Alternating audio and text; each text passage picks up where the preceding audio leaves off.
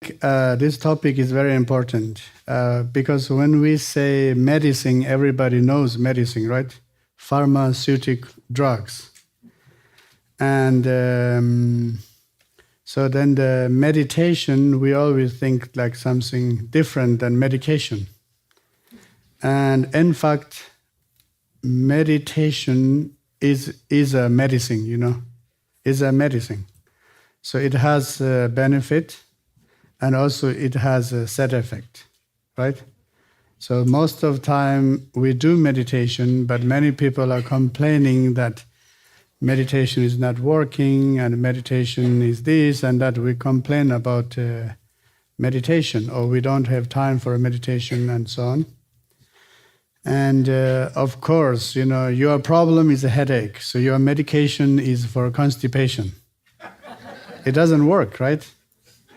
Or it's the opposite. There are so many, if you think of the medicine, there are so many different types of medicines, right? Medicines for neurological problems, medicine for endocrine system disorders, medicine for psychological issues, medicines for psychiatric disorders. There are so many types of medicines. And we don't know there are many types of meditations. We think meditation is just one thing. Breathe in, breathe out. Or Zen meditation, shamatha meditation, vipassana meditation. I think we are too much fixed on one thing, When we say Buddhism, Buddhism have to be one thing. Buddhism is a philosophy, or Buddhism is a science, or Buddhism is a religion, or Buddhism is this and that, We believe that Buddhism is one thing. I think that's the big mistake, right? And also meditation, when we talk about meditation, we are saying, this kind of meditation, one meditation, it referred to all meditations, right? So there is no one medicine can cure all kind of disease. And the same way, there's no one meditation can resolve all our problems. And so we have to choose the right meditation for right problems. Do you understand? So for example, in this case, I think it's important. If you take a medicine, what is most important? If you take a medicine, the most important is you take the right medicine, right medication. Do you understand? If you take wrong medication, it doesn't work, or it can have side effects. So the most important is you take the right medication. But in order to take the right medication, you need to make a good diagnosis, right? Without doing a good diagnosis, we cannot take the right medication. So that's why we have to do the self-diagnosis, and we have to know about our own nature. Okay? I'm not talking about Buddha nature. I'm not talking about the nature which is beyond of problems, this and that. I'm talking the nature that, our own nature, the troublemaker. Do you understand? Some of us, we are specialized on anger, right? Do you understand? Anger. How many angry people here?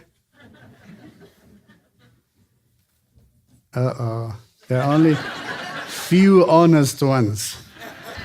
The dangerous ones, they think, I'm not an angry person. That's the dangerous ones. You see, it's already wrong diagnosis, We are all humans. It's normal. We have anger, right? We have anger.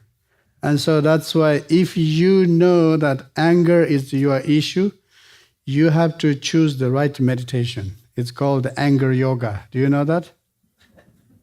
Okay, I'll teach you later. Yeah.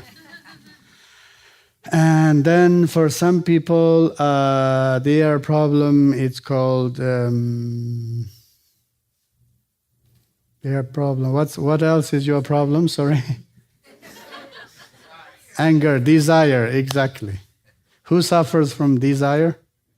Craving, desire. So there's a meditation, specialized for desire. Do you understand? So without desire, many meditation, they tell us we should not have anger, we should not have desire, we should not have ego, this and that. But without these things, we cannot be a human. Do you understand? With the ego, then who you are. Right? Maybe you are a completely depressed person without ego. Or without anger, maybe you are a very boring person. Without desire, I don't know, like what kind of person can be. Do you understand? I think we should know ourselves. We are all bad people, you know. Right? When we say, okay, Buddhist, I'm a Buddhist, you know, I'm this and that, it's theoretically it's okay, but in the real practice, we cannot be like that because we are all humans, right? We are all humans. As Tibetan medicine says, in some level, we are all sick people. We are kind of sick people. And the most important is we know that we are sick and we know that we have a symptom and syndrome and we know we need to go to a good doctor and take the right medication, right? We are all sick, but every sickness has a antidote or solution. So that's why I think instead of, hiding ourselves, you know, under the mask of Buddhism or mask of meditation, the spirituality and this and that, right? We can fake ourselves so much. Do you understand? I think like Professor Thurman was saying, Buddhism is realism. Realism. We have to be real to ourselves.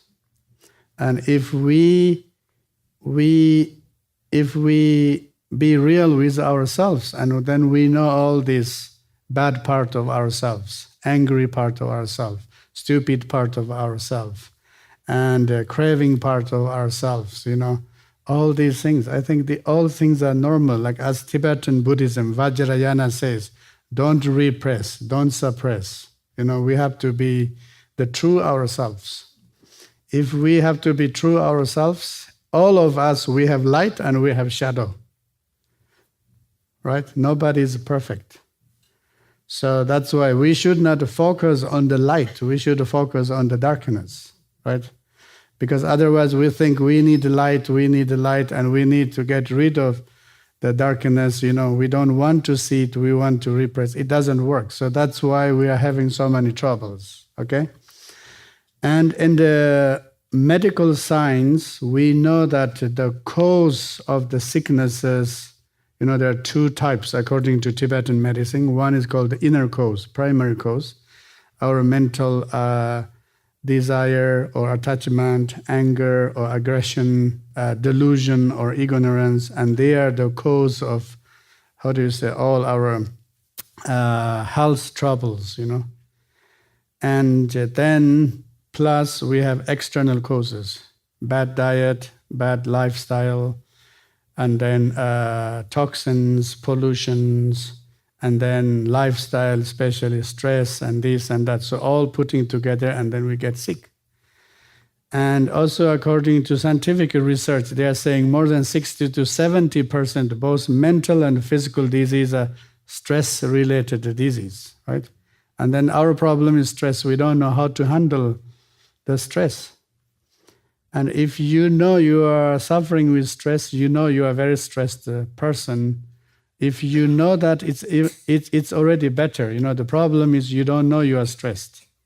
People are telling you are stressed and you don't see that, and then, you know, we go on and on this stress and until we will collapse or we'll get sick.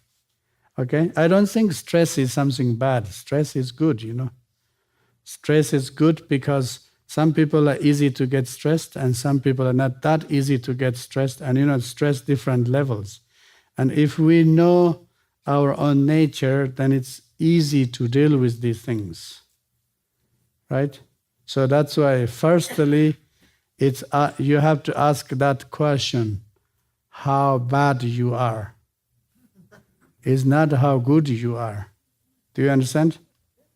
Because we always want to be only the good part. And then that good part brings more expectations. And then you don't reach that expectation, and then you get stressed, and then you get depressed, and this and that.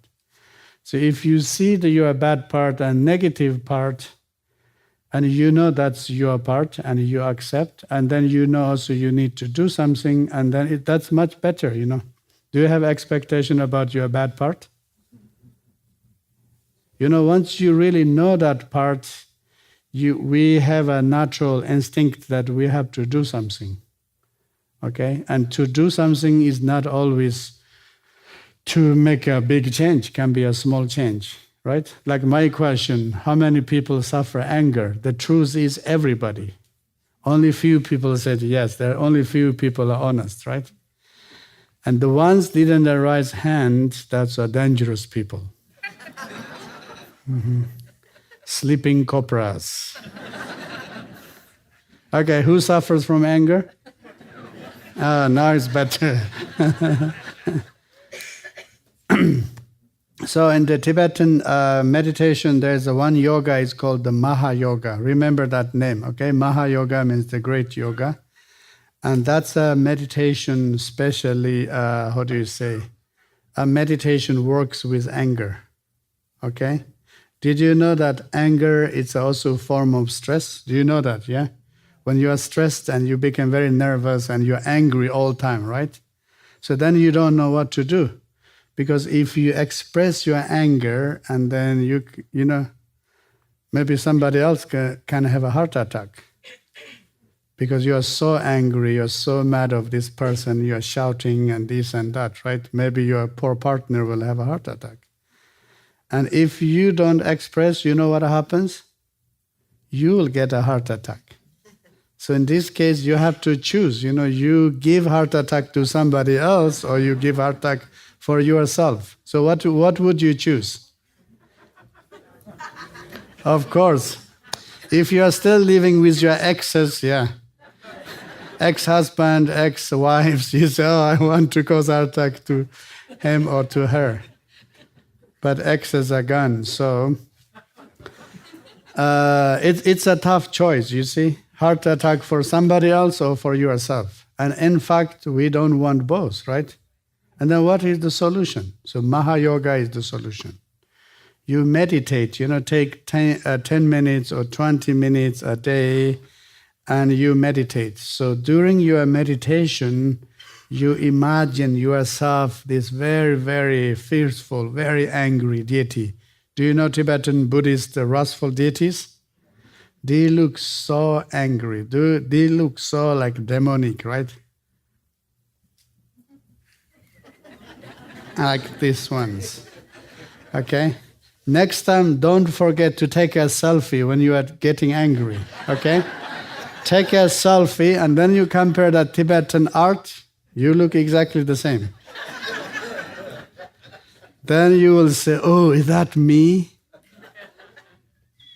Right? And then you say, oh, okay, I need to do Maha Yoga meditation. Do you understand? So medication, the use of the medication, there are two main reasons, right? You know that, right, everybody? First kind of medication is for prevention. And second kind of medication is for treat or cure. All right? So meditation is exactly the same. The one kind of meditation is preventing our negative emotions, or how to balance them, to balance negative emotions. Okay? Hiding or refusing, repressing is not the solution. Right? So we know we have this negative emotion, but somehow we can work with it. That's why I'm saying if we suffer with anger, this Maha Yoga, it's a perfect meditation. Okay? I'll guide you a very short meditation now. Everybody close your eyes. And think of something which really make you angry, okay? If you're already divorced, you know who make you angry most, right? Just reminding you, okay? So probably your ex-husband or ex-wife, if you think of them, your fire comes up. Or your big boss. If you have a boss, your boss is the main cause of your stress. maybe, or your meditation teacher. Okay? Can you think anyone that make you angry? All right. Hopefully. Do you feel that anger? So you see that when you start to feel the anger, it's a kind of discomfort feeling. And it's a very beginning stage of stress. Okay? And now you imagine yourself, it's a very powerful and very wrathful deity. Your facial expressions, your muscles like, Okay, imagine yourself is transforming this very, very powerful, very wrathful deity. All right? So you see, you are not telling yourself, oh, relax, be quiet, think of love and compassion, don't get angry. So you give a chance for yourself, to express your anger, okay? Don't think, according to Buddhism, anger is a bad thing. Or even you think a bad thing, now you have to be the bad person, bad guy. All right? So you try to imagine this, your facial expression, and your body, you want to kick somebody, you want to kill someone even, mentally we do all these things, right?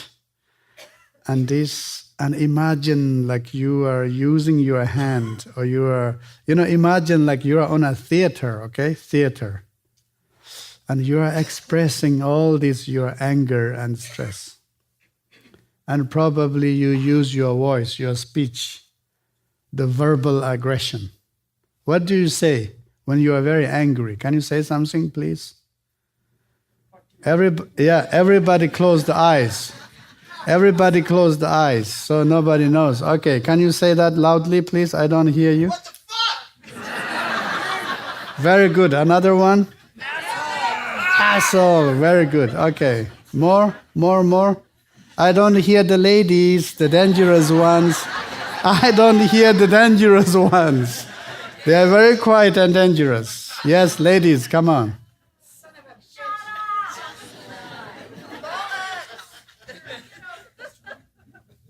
Come on, ladies, little bit more. Come on. I love that. More, some more. Come on. Yes. If you can't get angry, you can think of your president too, actually. Psychopath! Very good. Come on, ladies. Yes, more. Okay, you see? I think now America is a perfect, for America is a perfect place you can exercise your anger. Every day you see something in the TV and the news, it makes you angry, right? Do you understand? It's really, if you think carefully, anger is the main cause of heart attack. And cardiovascular disease is the number one killer. You know that, right? Number one killer. It's more than cancer. So 1 every 3 people, they die with cardiovascular disease. Okay? And of course, cardiovascular disease, not all are caused by mental stress and, our anger and these things. Many of these things to do with our diet and lifestyle. But anger is one of the main factors too. Do you understand? Do you want to die with anger? No, it's not a good solution. Right? Do you want to live with anger? Exactly, you see. So what is the solution? You have to meditate Maha Yoga. All right? So at least if you have this Tibetan image, these wrathful Buddhas, just look at them and imagine that's your mirror reflection. Do you understand? You are so angry.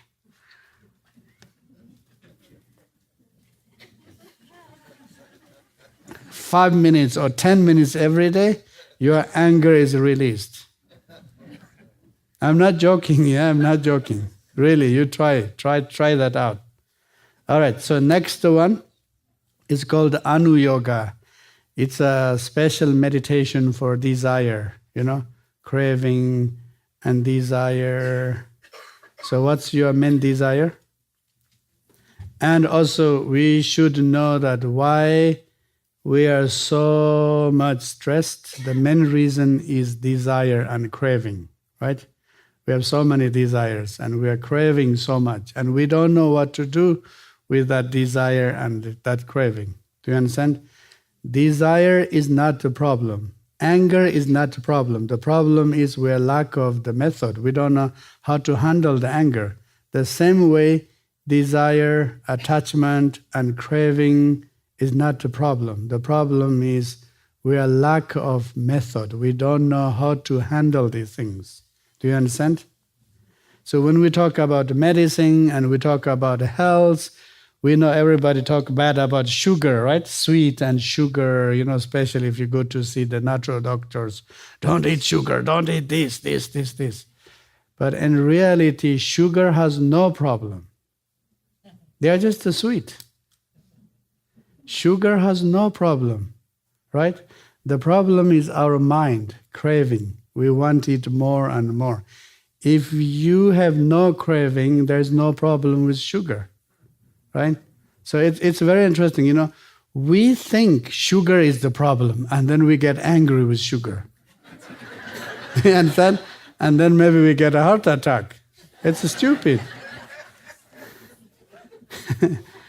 Right? So, yeah, sugar is just sugar. They're sweet and nice, in many different colors and forms. That's called samsara, right? The beauty of samsara. But the problem is we really don't know how to handle this craving, right?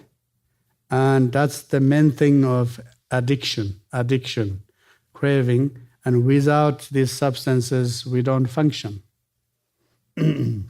So we're addicted for so many things. How many people are addicted to meditation?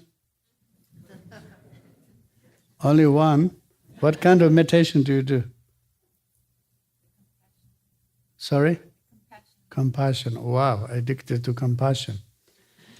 That's nice. Yeah. There are good addictions too.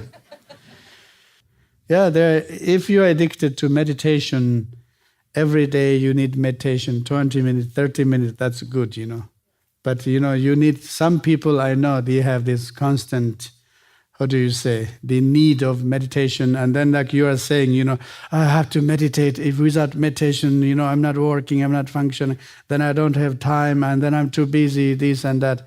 At the end, you feel stress, you feel guilt, and you feel all these things. Okay? So, desire meditation, it means we can enjoy with the desire. Do you understand? It's like if you want to eat sugar, you can eat the sugar and enjoy mentally, not only the physical level, not only the taste itself. You eat the sugar and you contemplate and you really enjoy with that sweetness. And if you meditate with a sweetness, right? Because then mentally you get a satisfaction. Once you get this deep, profound level of satisfaction, physically you are not craving anymore. Do you understand? So, addiction for sweet, addiction for alcohol, for smoke, for many things are exactly the same. We really need to learn the key points, the technique. And once you get it, and then it's same for everything. All right? Also addiction of the sex. Anyone is addicted to sex? Not yet?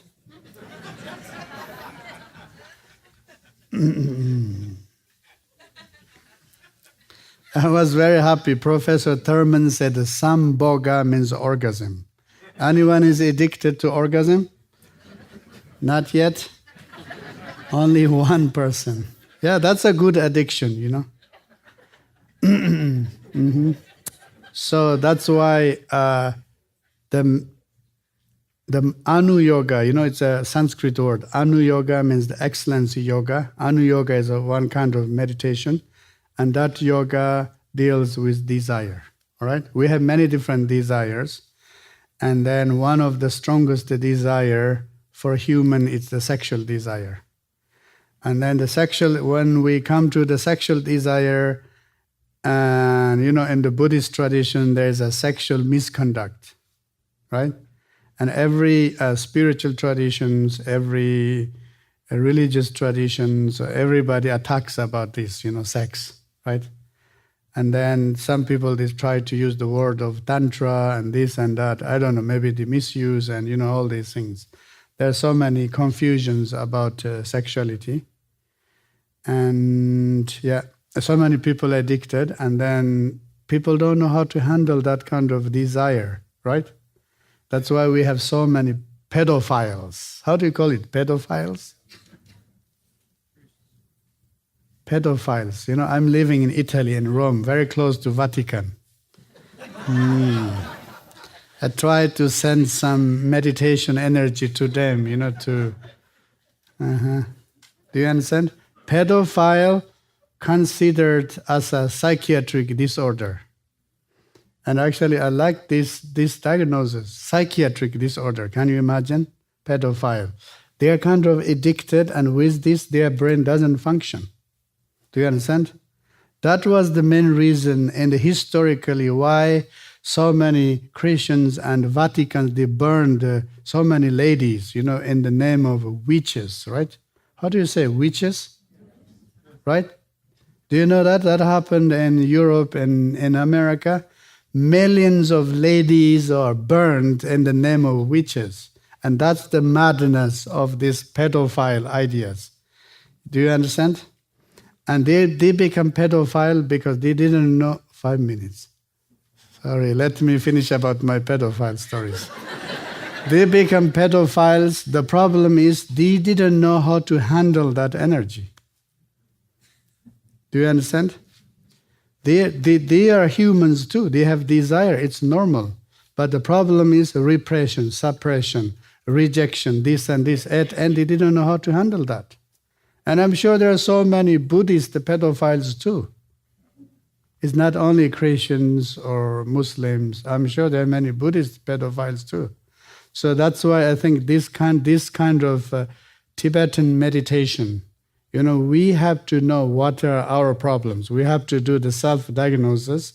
According to our own diagnosis, we have to use the meditations as a medication. And this will save our humanity. Otherwise, our humanity, I think, is, going to mad, getting worse and worse and worse, right? There's hundreds of thousands of psychologists, psychiatrists, and millions of patients, increasing every year. Western psychology is not working, right? If it's working, why the patients are increasing more and more? And why those patients are getting worse and worse? So that's why, for me as a Soarikpa doctor, Tibetan medicine doctor, I think Buddhism, and especially all these different kind of meditations, they really should come like a medication, a solution for our health. Of course, the meditation is not only for mental problems, also for physical problems, right? Meditation works for our stress level. Once the stress is reduced, and then our immune system will increase. Once we have a good immune system, physically we are protected, right? Physically we are protected. So one of the best things to do. And then the last one, I talked about this, 3 mental poisons, 3 mental, mental kleshas. That's what the Buddha said, human problems. All our problems are coming from anger, desire, and ignorance, right? So if you suffer from anger, there is a meditation for anger. That's your medicine, Mahayoga. And if you suffer from desire, your medicine is called what? Anu Yoga. All right? And then the last one is for the last group. Last group is called group of confusion, ignorance, delusion. If you are confused, then we have another kind of meditation. It's called Ati Yoga. Okay? Ati Yoga. So Ati Yoga is the antidote of confusion or delusion. I'm finished now. 2 minutes? Okay, I have 2 minutes. Yeah, I have 2 minutes. All right? So I think if to become a Buddhist is like you have to be the true person for yourself. If you make mistake, it's okay. If you are crazy, it's okay. If you are stupid, it's okay. If you are, how do you say, I don't know, any kind of, you are okay to be anyone, right? But it's really important is to know yourself better. Once you know yourself, but sometimes it takes time to know yourself, right? Sometimes it really takes time. That's why if you make mistake, you have to do it again and again and again until you really learn. There's no other way, right? And another most important thing is we have to know we are all different from each other. We are all unique. Do you understand? Today's training for meditation, the problem is everybody treated the same way. Everybody have to do one kind of meditation. Do you understand? There's no one best meditation for everyone. It's the same, there's no one medication for everyone. So that's why we really have to know the nature of our individuals, individuals, who you are, what is your talent, okay? And there's another yoga, it's called sleep yoga. All right? The sleep, it's very important for our body physical health, right? If you think about your immune system, you have to get at least 8 to 10 hours of sleep. Okay, maybe 10 is too much, at least 8 hours. Do you understand? If your meditation teacher says less sleep, more meditation, it's a dangerous teaching. I would say exactly the opposite. More sleep and less meditation. Okay? In a medical aspect and a spiritual aspect, that's much healthier. Mentally we are healthier and physically we are healthier. All right? Thank you. Now you can ask questions. You can ask me questions. Questions? Yes? How about we'll do this time how about one question? Okay, one question, yeah. So, for like aversion, fear, kind of avoidance, where would that class fall within the class? Why we have fear? That's very good. The fear is coming because of our desire, attachment. They are like the coin, two sides, If you analyze your fear, why you have fear, where your fear is coming, because you have always expectation, desire, and attachment. That's why you have it. So in Tibetan word, we have a very precise word about this. Reto nitang chalwa. It says free yourself from desire and then you are free from fear. Do you understand? So sometimes we just try to work on fear itself. It doesn't work. You have to see what is the other side of the fear. It's a desire. You let it go, there's no fear. Yeah. Okay. Thank you.